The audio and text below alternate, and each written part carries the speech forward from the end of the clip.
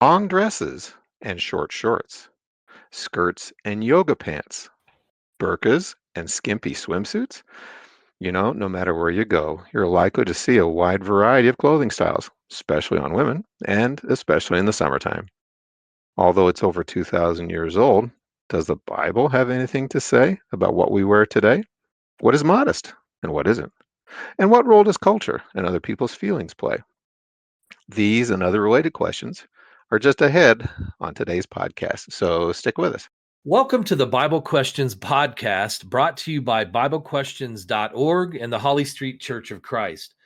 This podcast is dedicated to answering your Bible questions from the Bible. My name is Brian, and along with Jeff, we are the hosts of this program. Well, Jeff, I'd say for today's podcast, we have a relevant and timeless subject to discuss. Yeah, it looks like we've got a certainly a very relevant topic for our listeners today in terms of dress and how we adorn ourselves and what we wear and things like that. Absolutely. It's kind of interesting. A lot of preachers, when the warmer season comes, like spring, summer, they find that as a good opportunity to talk about modesty and how we dress, because as some preachers will say, when the weather warms up, the clothes comes off. Exactly. It's always a relevant subject. So, Jeff, before we get into our main subject today, I wanted to take just a minute to talk a little bit about the value of the Old Testament and really the value of looking at everything the Bible has to say on a particular subject. So when we think about the principle of, what we might call proper Bible study, one thing that's critical for us to do is to look at everything that the Bible has to say on a subject to gain a complete understanding of the teaching on any given subject. So one thing we know from what the Bible teaches us is that today we live under what we might call the New Covenant, the New Law, the Law of Christ, or the New Testament. Those are all synonymous. And much like God promised in Jeremiah chapter 31, verses 31 through 34, we today live under a new covenant. So it's different than what we read about in the Old Testament. It's different than the law of Moses. And so because of that, sometimes when we look at what the Bible teaches, some will say, well, hold on a second. If we're going to, or we are living under the law of Christ, why do we even look at the Old Testament? Well, a couple things that we want to think about. Number one is, yes, today we definitely live under the new covenant or the new law, law of Christ, so forth. And Jesus tells us, for instance, in John chapter 12 and verse 48, he who rejects me and does not receive my words has that which judges him. The word that I have spoken will judge him in the last day. So we know that is what will judge us. And also we see in 2 Thessalonians chapter 1, verses 7 and 8, it talks about when the Lord is revealed from heaven with his mighty angels. This would be on the day of judgment. It says in verse 8, in flaming fire, taking vengeance on those who do not know God and on those who do not obey the gospel of our Lord Jesus Christ. So we see there also that on the judgment day, we're going to be judged on whether or not we obey the gospel of the Lord Jesus Christ. So then we say, well, what is the value then of having this Old Covenant or Old Testament in our Bibles for us to look at? Well, Romans chapter 15 and verse 4 talks about, for whatever things were written before were written for our learning, that we through the patience and comfort of the scriptures might have hope. So in the Old Testament, we're given God's laws and his thoughts in a variety of areas. So for instance, tattoos and piercings, and maybe we can talk about that in a future episode. What are God's thoughts about tattoos and piercings? Or how about the discipline of our children? The New Testament does talk about, raising our children in the nurture and admonition of the Lord, but the Old Testament goes into detail about the value of disciplining children and why we do that. And then with this subject, how should we dress? The Old Testament also has some things to say about it. So when we refer to passages in the Old Testament, it's really to gain a better understanding of how God wanted men and women to conduct themselves in these various areas. So there's value in understanding all of the Bible's teaching. So when we look at the teachings of the Old Testament, the next thing we have to do is to determine if there's been any changes in the law of Christ that now, because it's the standard we're going to be judged by today, we want to make sure there hasn't been any changes. So one example would be the Sabbath day. We know under the old law, the Sabbath was the day of worship.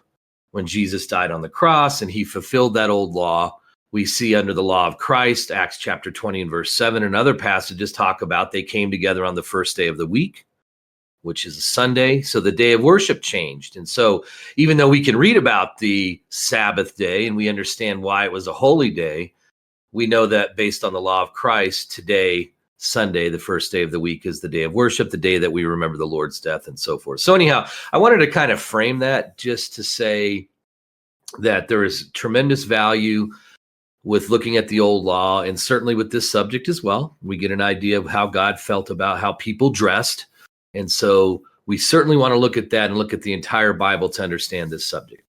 Yeah, I think you make some good points, Brian, because the need to have like a proper balance or properly harmonize both. Because I know there are some people that would say, well, Old Testament, as you said, has nothing to do with Christianity today. And at the same time, I know there's some people that say, well, Old Testament has everything to do with Christianity today. And they would have priests like in the Old Testament, or burning candles in incense like the Old Testament, and many other things that they want to bring forward and bind. So it's, as you said, it's important to look at both. All right, so I think we're ready to move into our first question. So Jeff, let me ask you, what does the Bible say about dress? Oh, and for starters, and I like you having set the stage, back in the Old Testament, we can see, in terms of the creation, Genesis chapter 1, Genesis chapter 2, that both Adam and Eve were not wearing clothes. It sounds kind of odd, but if you read Genesis, they were naked. Yes, they were naked. I mean, just totally naked, and in a sense of innocence. Prior to having consumed the fruit of the tree of the knowledge of good and evil, totally innocent. And yet we see when both of them consume the fruit again of the tree of the knowledge of good and evil, all of a sudden their eyes were open and they realized that they were naked, and it was a shame. They had to do something about it, felt they had to do something about it. And of course, you can read in Genesis 3 where, they tried, sewing what I think some translations have as fig leaves together. I would suspect ostensibly to, cover up their genitals. And then, God appears and Adam says, well, I still hid myself because I was naked, even though he had some kind of covering. So there you see, or even partial covering. The Bible was an Adam, based on the knowledge of good and evil, was still considered as being naked. And of course, the account goes on down in Genesis 3, verse 21, where God actually made them coats. Now, depending on your translation, you may have coat, you may have tunic, you may have some other word. If you dig a little bit into the Hebrew there, it basically comes from a word that means to cover. It's an undergarment, at least according to one dictionary I checked. It's a long, shirt-like garment, normally consisting of linen, and of course, suggesting, from shoulders to, below the waist, at the very least, covering the genitals. There's also an interesting insight we get a little bit further on in Exodus 28, roughly verse 42, where God instructed the priests, as they, went about, doing their duties with regard to the altar and sacrifices, etc., that they were to wear a tunic, same Hebrew word, but also another article of clothing, and again, depends on your translation. Some have breeches. Some translation might have trousers, covering from the waist, covering the waist and the thighs. And so from these two verses, you kind of get a sense that the covering of just the genitals, not enough. We see covering of thighs. We see going back to the tunic concept, even covering the chest. So shoulders to knees, maybe. And again, there might be a little bit of leeway there, but at least in terms of what we see in Genesis and in Exodus, would seem to indicate God has a sense of modesty that he wants people to have, that tends to cover up these portions of the bodies, Brian. Yeah, and as you pointed out in Exodus chapter 28 and verse 42, the key is that it was to cover their nakedness. And we see in contrast, Proverbs chapter 7 and verse 10 talks about the attire of a harlot. Well, if you kind of look at harlotry during Bible times, for one thing, the exposure of skin and those sorts of things to draw attention, and we'll get more into that in a little bit.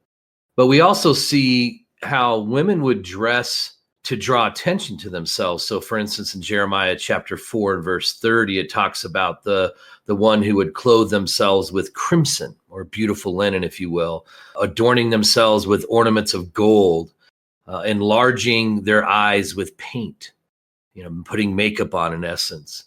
Make yourself fair, it said. So certainly to be attractive. And we'll get more into, those things in and of themselves, like wearing jewelry or putting on makeup. But we're not saying that's sinful. But when you think about attracting the other sex, and it isn't just women, but in this case, talking about women or prostitutes, harlots, they would certainly want to draw attention to themselves. Ezekiel chapter 23, verse 40 talks about how, these types of women would wash themselves. You kind of gather that they would be wearing a scent or perfume or whatever. Once again, painting their eyes, it says, adorning themselves with ornaments. And then in Revelation chapter 17, it's using an analogy of a woman who, once again, is a harlot, and talked about how they would be arrayed in purple and scarlet, adorned with gold and precious stones and pearls. So these are all beautiful things.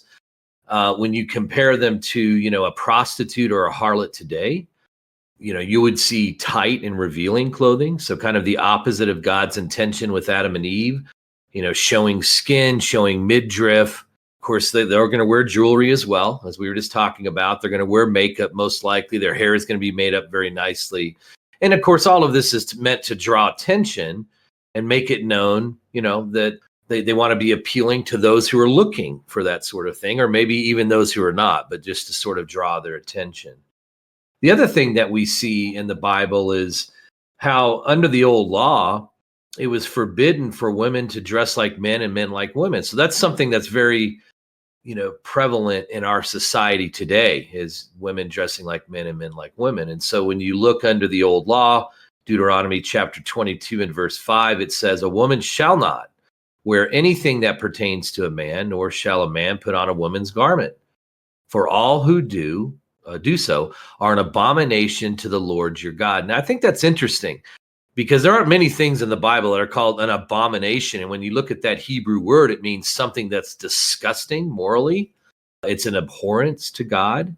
And so this cross-dressing, we might call it today, is something that is abhorrent to God. And so we do see that in today's culture. Sometimes it's associated with homosexuality, where men will dress like women to appeal to the same sex. Sometimes it's kind of blur the lines of distinction between men and women. Sometimes you'll see people, you don't know if they're a man or woman at all. And, yet even in the New Testament, under the law of Christ, God wanted there to be a clear distinction between men and women. So when you look at just hair, for instance, 1 Corinthians chapter 11, verses 14 and 15, it says, does not even nature itself teach you that if a man has long hair, it's a dishonor to him? But if a woman has long hair, it is a glory to her, for her hair is given to her for a covering. And so, long hair, short hair is another distinction that tells a man between a woman. So anyhow, these are just a few things, Jeff, that we also see under the old law, and even, of course, the law of Christ that gives us God's thoughts in this area. And good points. And I can remember back into, I think it might have been the 60s, with the rise of what some people called the unisex movement. And as you said, trying to blur the distinction between the sexes.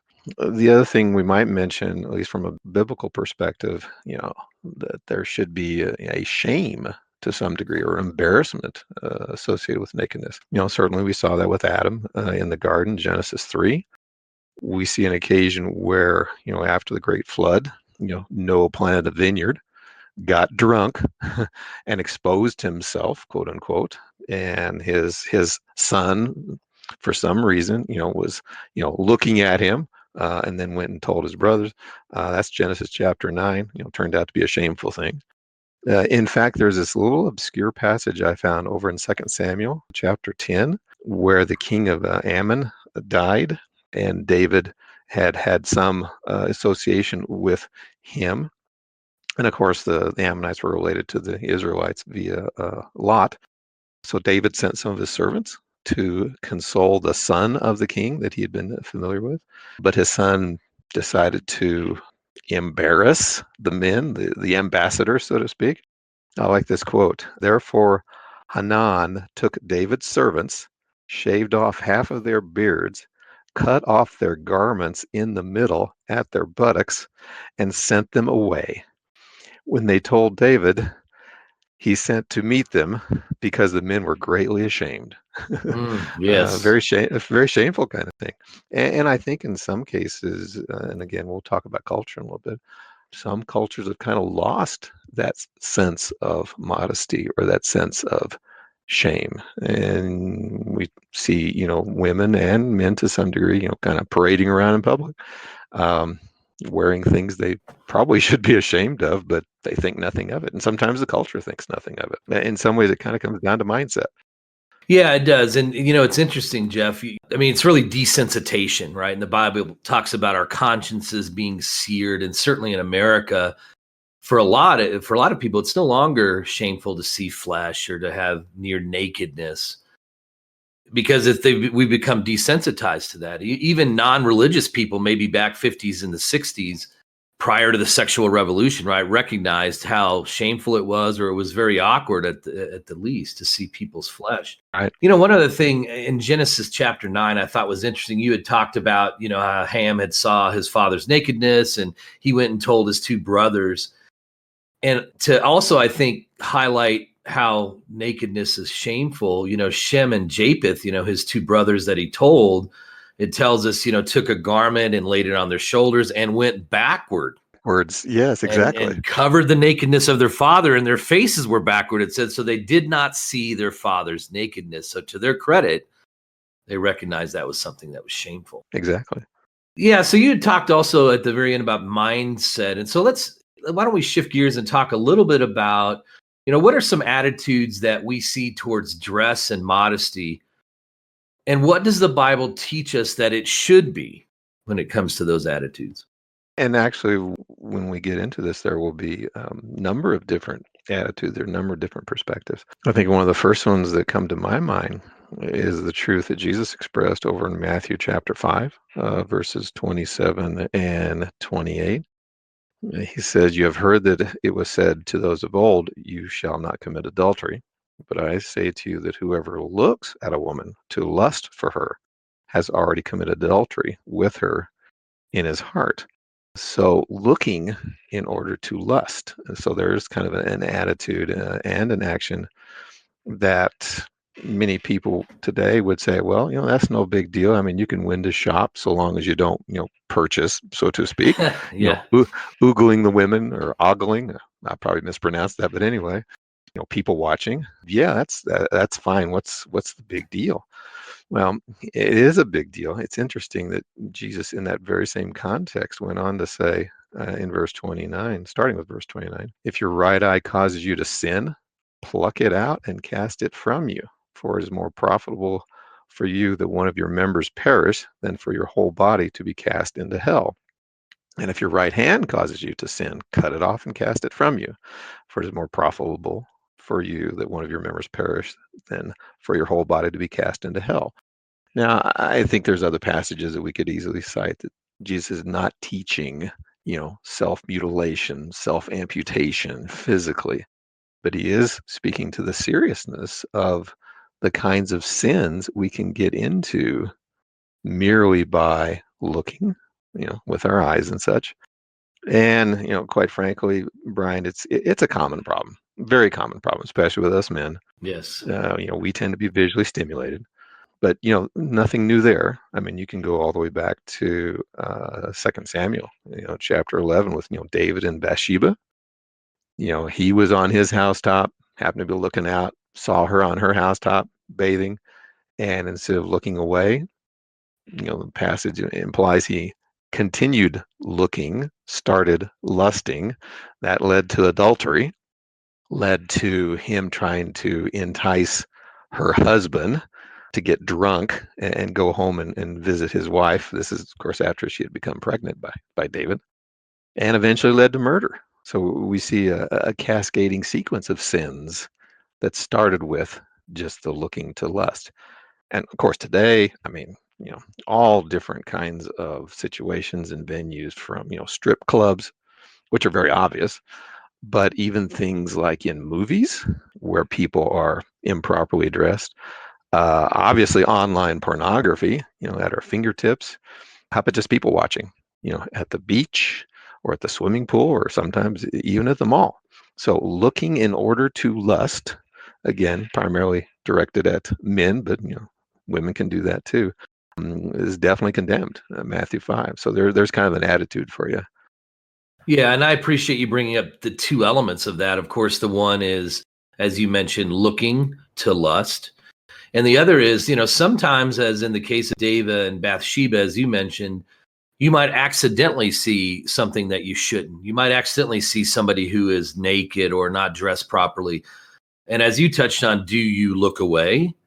Is that something that's shameful to you? Or do you say, wow, look at that, and you look again, and allow yourself to be stimulated, if you will? So, it's not unusual. I think all of us know that certainly when we're younger, we want to be attractive to other people. And in many cases, it's not just physically attractive. We would like to be the type of person that they would want to be friends with and all of that. However, as we get older, one thing that we see, especially with teenagers, starting in that realm, is really desiring to attract attention from the opposite sex. You want to be quote unquote sexy or hot. Look at that guy, he's hot. Or, boy, that girl, she's sure sexy. And so as a result, there are steps that are often taken to create sexual attraction. And so we see things like short shorts, low cut tops, what some might call hot pants, or how about skirts that are slit up the sides, or even you might remember the mini skirt era, if you will, bare midriffs. How about just clothes that are tight or really clean? You think about like yoga pants, I guess they might be called, biker shorts, things that you can kind of see through. You see a lot of that today. And then, just suggestive words, pictures, and so on.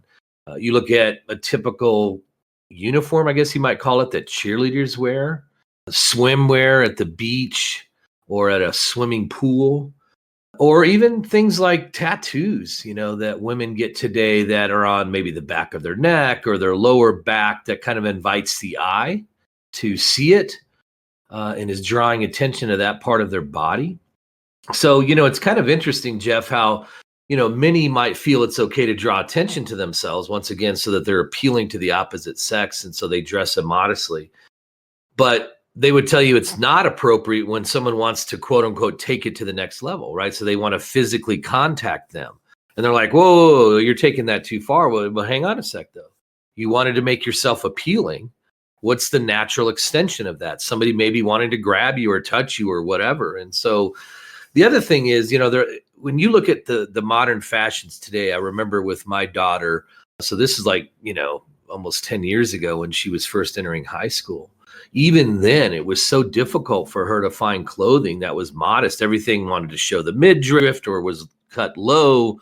It just became, you almost have to make your own clothes at times, Really. to find something modest to dress. So anyhow, these are just thoughts regarding, attracting that attention and the methods and means people will use to do so.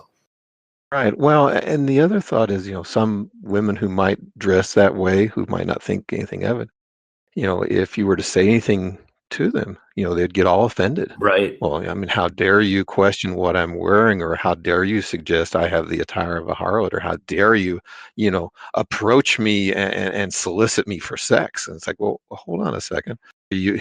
What are you advertising? What are you promoting? And obviously there's situations where the woman is modestly dressed and people still come up and try to solicit her, etc. Right. But there would be that in some women, that sense of being offended that how dare you suggest that I'm soliciting for sex? Well, look at the way you're dressed. Good thoughts. And that kind of ties into the next thought I had. Bible will address the subject of either contributing to other people's sin or facilitating their sin or being a stumbling block and being guilty because of that. I mean, certainly we see it with prostitutes, as you mentioned earlier, that are actively trying to solicit a sexual response from people, in order to engage in fornication for pay, etc. But even just creating sexual desire in others that they shouldn't be, can be a stumbling block. In fact, Jesus, and I like that King James word, and it may be in other translations as well. You're putting something in front of someone that would tend to trip them, right? A block or something Right. on the Yes. ground. Jesus in Matthew 18, verse 7, woe to the world because of offenses, for offenses must come, but woe to that man by whom the offense comes. Paul says something very similar in Romans chapter 14, verse 13. Let us not therefore judge one another anymore, but judge this rather, that no man put a stumbling block or an occasion to fall in his brother's way. And in some ways, I'm reminded of an interesting account in the Old Testament when the Israelites were coming out of the wilderness, about to enter the promised land, where one of the kings in the land went and solicited a prophet to come and curse the Israelites, a prophet by the name of Balaam. Numbers 22 through roughly 25, you can see where this prophet came out. The king wanted him to curse the Israelites. The Lord would not permit that, etc. And then they parted their separate ways. But there's more to the story. In fact, from Revelation chapter 2, roughly around verse 14, the doctrine of Balaam, who taught Balak, that was the king, existing king in the land, to put a stumbling block before the children of Israel to eat things sacrificed to idols and to commit sexual immorality, which you see them doing in Numbers 25, where the women would come out and entice the men, the Israelite men, cause them to stumble, and thousands died as a result. So we need to be very careful about how we act around others, how we dress around others, how we conduct ourselves around others, lest we be a source of temptation or stumbling block or sin.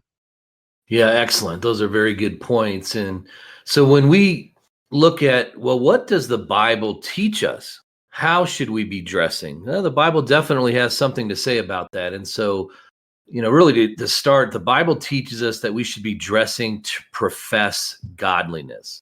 And I think at a base level, we would understand if we're exposing our skin, wearing tight clothing, that would be the opposite of dressing to profess godliness. As you touched on, sometimes people get defensive when you talk about how they dress. But then if you ask them, well, if you're drawing attention to yourself and creating sexual desires in others, do you not see how that could be an issue, right? And so the opposite would be dressing in a way to profess godliness. So for instance, in 1 Timothy chapter 2, verses 9 and 10, it says, in like manner also, the women adorn themselves in modest apparel with propriety and moderation, not with braided hair or gold or pearls or costly clothing, but which is proper for women professing godliness with good works. So we also see in 1 Peter chapter 3, verses 3 and 4, do not let your adornment be merely outward, arranging the hair, wearing gold, or putting on fine apparel. Rather, let it be the hidden person of the heart, with the incorruptible beauty of a gentle and quiet spirit, which is very precious in the sight of God. So when we look at what's precious in the sight of God, we see that it's the hidden person of the heart. Somebody who dresses in a way that exudes, if you will, that they are godly.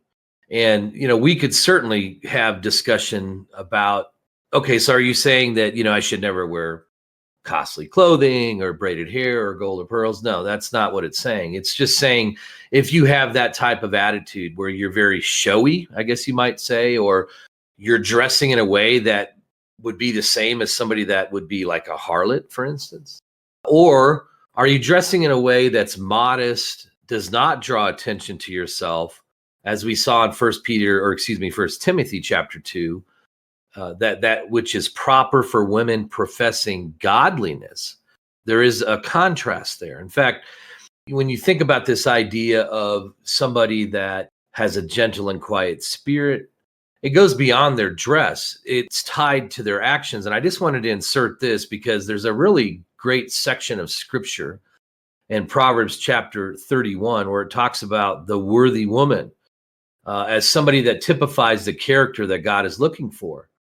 So here is somebody that's described as industrious and strong, somebody who helps the poor, takes care of her family, sells clothing, which you certainly get the impression would be modest clothing. Verse 26 says she opens her mouth with wisdom, and on her tongue is the law of kindness. Verse 27, she watches over the ways of her household and does not eat the bread of idleness. She has the respect of her family, and we know that from verse 28, where it says her children rise up and call her blessed. Her husband also, and he praises her.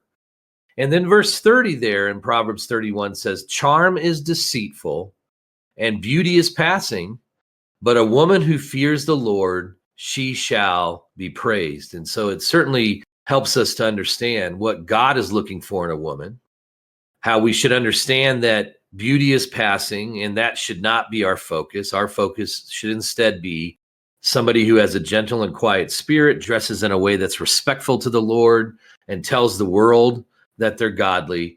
And that's what's precious in the sight of God. I like those points, especially from 1 Timothy chapter 9, because also if you look in the context, Paul kind of leads off 1 Timothy 2, 8, talk about, men praying, etc. And some, view the context as being somewhat associated with worship services. Although, to your point, that should be always the case. But even within worship, sometimes our clothing can kind of trip us up. As you said, 1 Timothy 2:9, in moderation, not gaudy, not, hey, look at me, I'm wealthy, I'm rich, I'm beautiful, etc. In fact, that has been a kind of a problem, and that even James chapter 2, verses 1 through 4, acknowledged where, rich people coming into assembly very finely dressed, and poor people coming into an assembly very poorly dressed, and people showing partiality, to the rich, and sort of pushing away the poor. And yet at the same time, you mentioned it, showing godliness, especially during worship service, where we're there to show respect, honor, reverence to the almighty creator God of the universe. And I know in some cultures, some congregations, some situations, people seem to lack that. And we're not necessarily talking about dressing sexually provocatively, but sometimes just casually, quote unquote, casual jeans and a sweatshirt, as if they were just going to a sporting event or just going to work in the yard. Certainly we would take thought to what we wear if we were going to, for instance, an important job interview or a wedding or a funeral.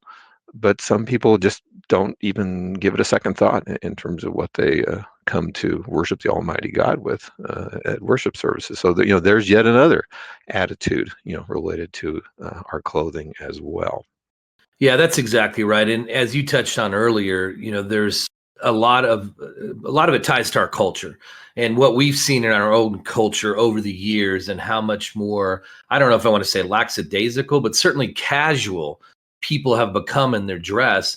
And that often finds its way into the church. That often finds its way into the lives of Christians, because over time we become desensitized to those things, or we want to be like the world.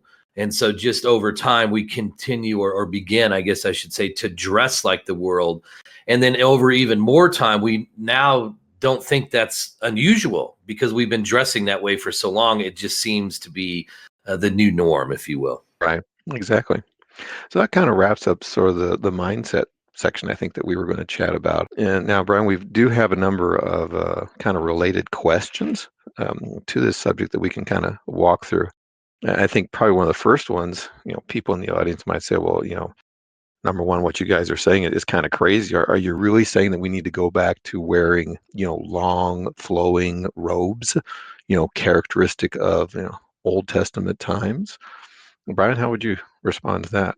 Yeah, I think that, I mean, the short answer is no. And because robes were worn during the culture that we read about during the first century, that was just normal for how they dressed in that day. However, one thing I feel is telling, if you will, is that the robes that they wore covered their body.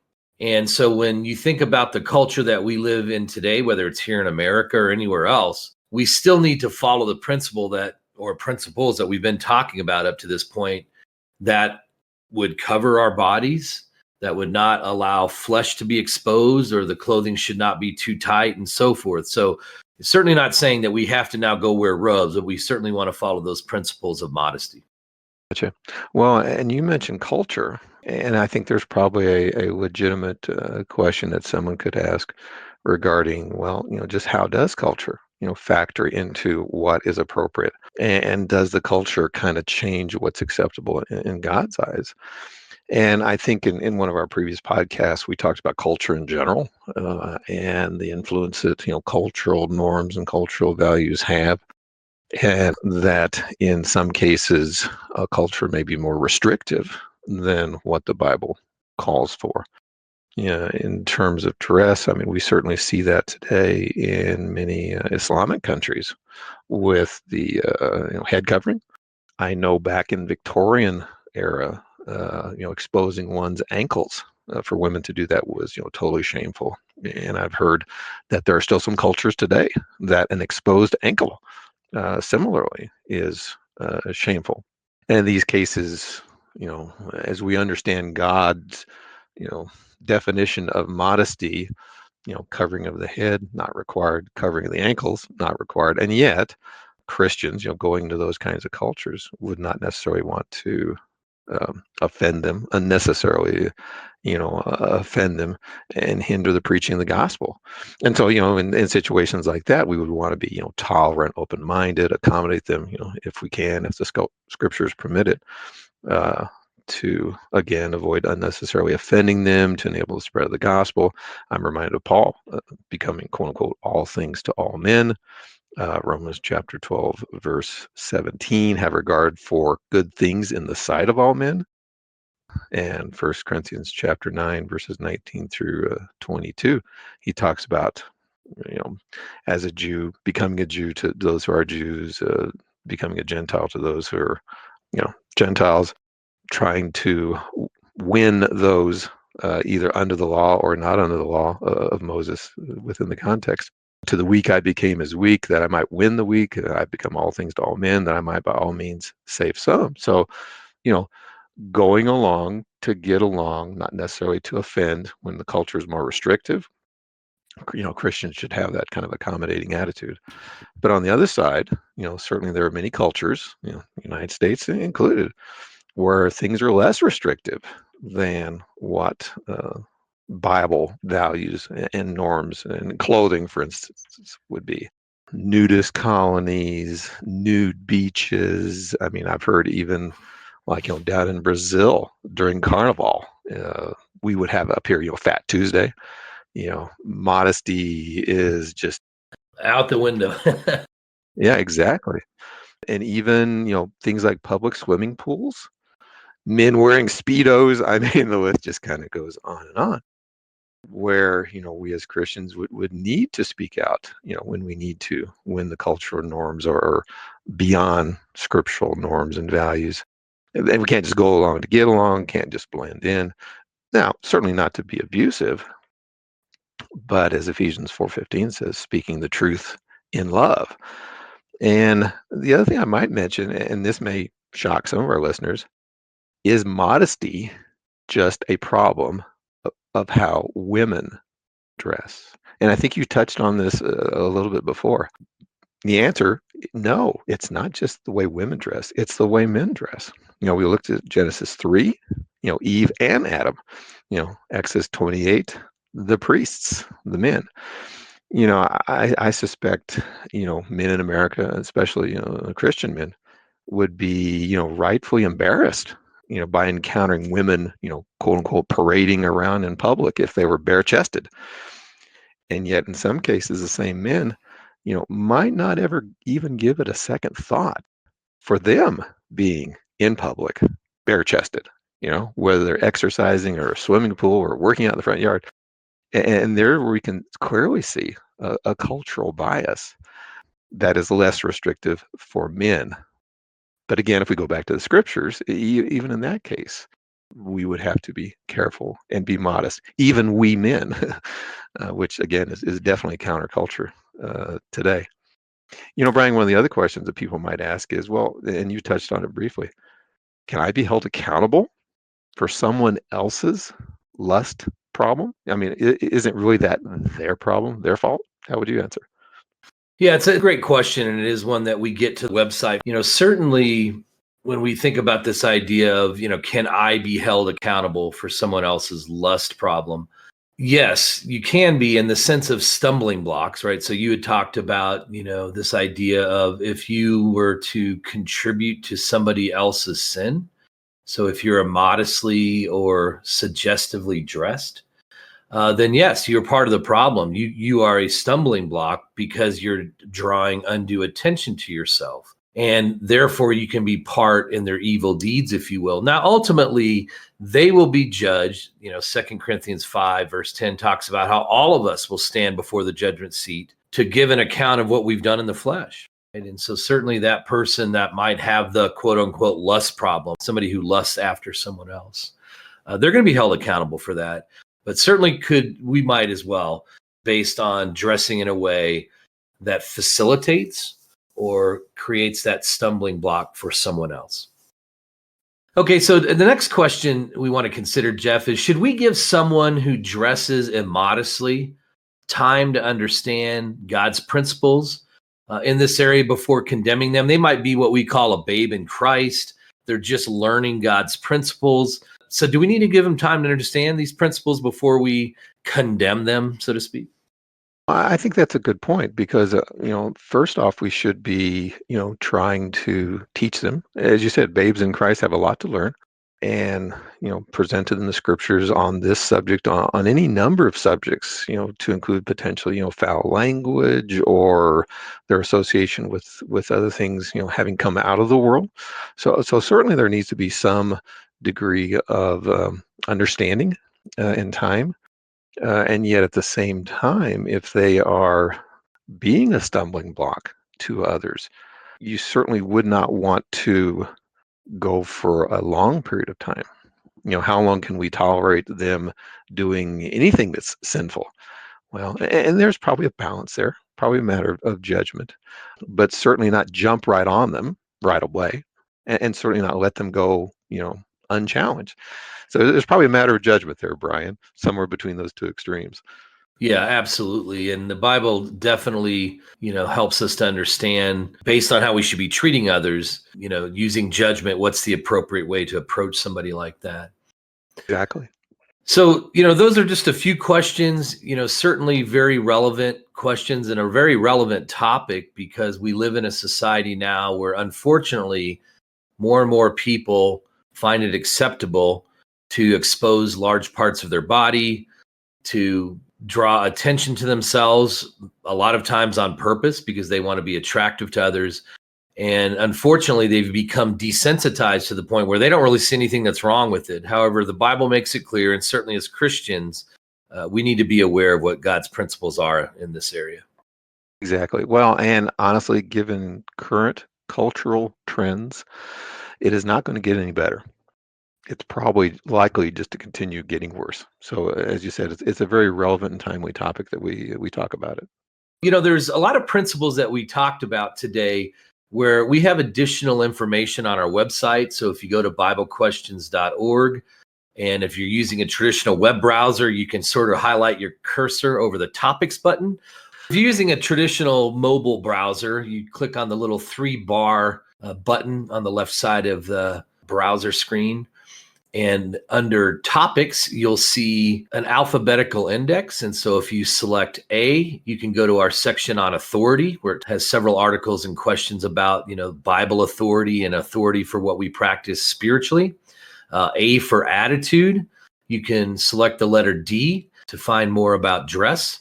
L for lust, and T for temptation. So those sections contain previous Bible questions that we've answered, and also articles that have been written that cover God's principles in these areas. Thank you for listening to this edition of the Bible Questions podcast. We invite you to visit our website at biblequestions.org, where you can find over 1,000 scripture-filled articles on a wide variety of Bible topics, along with about 24 free Bible study lessons and other Bible study aids. Plus, you can submit a Bible question to us to get a personal response within a couple of days. Check it all out at biblequestions.org.